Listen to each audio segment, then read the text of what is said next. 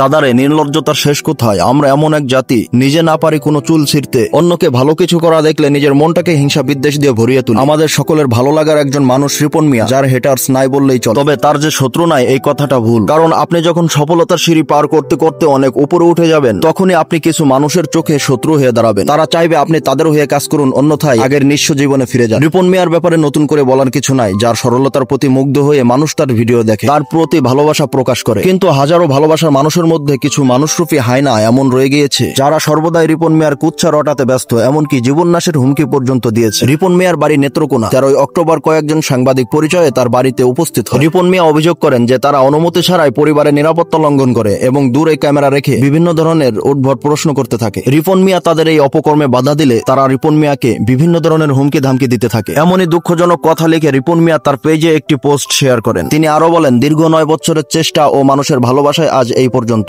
এর মধ্যে বহুবার পেজ হ্যাক করার চেষ্টা করা হয়েছে, সাক্ষাৎকার না দেয়ায় নতুন করে এর সাথে যোগ হয়েছে প্রাণনাশের হুমকি। রিপন মিয়া সরলভাবে বলেন, তিনি ও তার পরিবার উচ্চ শিক্ষায় শিক্ষিত নন। তার পরিবার কখনো মিডিয়ার সামনে উপস্থিত হয়নি। তিনি আরো বলেন, আমি চাইলে আমার পরিবারকে মিডিয়ার সামনে এনে ভিডিও করে আমার পেজে আপলোড করতে পারতাম, কিন্তু আমার ইচ্ছা নেই আমার পরিবারের ফুটেজ সোশ্যাল মিডিয়ায় আপলোড করে সেখান থেকে ইনকাম করে খাবো। রিপন মিয়া বলেন, টিভি চ্যানেলের নাম আমি চাইলেই প্রকাশ করতে পারতাম, তবে কাউকে ছোট করার উদ্দেশ্য কখনোই আমার ছিল না। এই ঘৃণ্য কাজ যারা করেছে তারা নিজেদের বিবেককে প্রশ্ন করুন। এভাবে টাকা আয় করে নিজের পরিবার ও সন্তানদের খাওয়াতে যদি আপনাদের বিবেক না জাগে, তাহলে আমারও আর কিছুই বলার নেই। সবাই ভালো থাকবেন, আমার জন্য দোয়া রাখবেন, এই বলে শেষ করেন রিপন মিয়া। দেখেন ভাই, বর্তমান এমন একটা সময় চলতেছে যে যেভাবে বাড়ে ভাইরাল হইতে চাইতেছে। ভাইরাল হওয়ার জন্য অন্যতম একটা মাধ্যম হলো কাপল ভ্লগ, যেখানে মানুষ না নিজের ব্যক্তিত্বের দিকে তাকায়, না মান সম্মানের দিকে। খাওয়া দাওয়া, ঘোরাফেরা, এমনকি নিজের স্ত্রীর সঙ্গে একান্তে কাটানো মুহূর্তগুলোও তুলে ধরতেছে কাপল ভ্লগের মাধ্যমে। আবার অনেকেই তো হোগা উদাম কইরা ভিডিও আপলোড করতেছে ভাইরাল হওয়ার উদ্দেশ্যে। কিন্তু রিপন মিয়া এগুলা থেকে সম্পূর্ণ আলাদা। তার পেজে না আছে তার পরিবারের কোনো ভিডিও ফুটেজ, না আছে কোনো পিকচার। নিজের সরল জীবনযাপনের ফুটেজ আপলোড করে কোটি মানুষের মন জয় করেছে, আর আমরা তার উপরে হিংসাবশত তার পথ চলাকে কঠিন করে তুলতে চাইতেছি। দেখেন ভাই, যদি পারেন তো তার মতো কিছু একটা করেন, অন্যথায় তার পেছন থেকে সরে যান। কেন সরল সোজা মানুষের পিছে লাগতেছে? এই সমস্ত নির্লজ্জ মানুষদেরকে নিয়ে বলার মতো আর কিছুই নেই।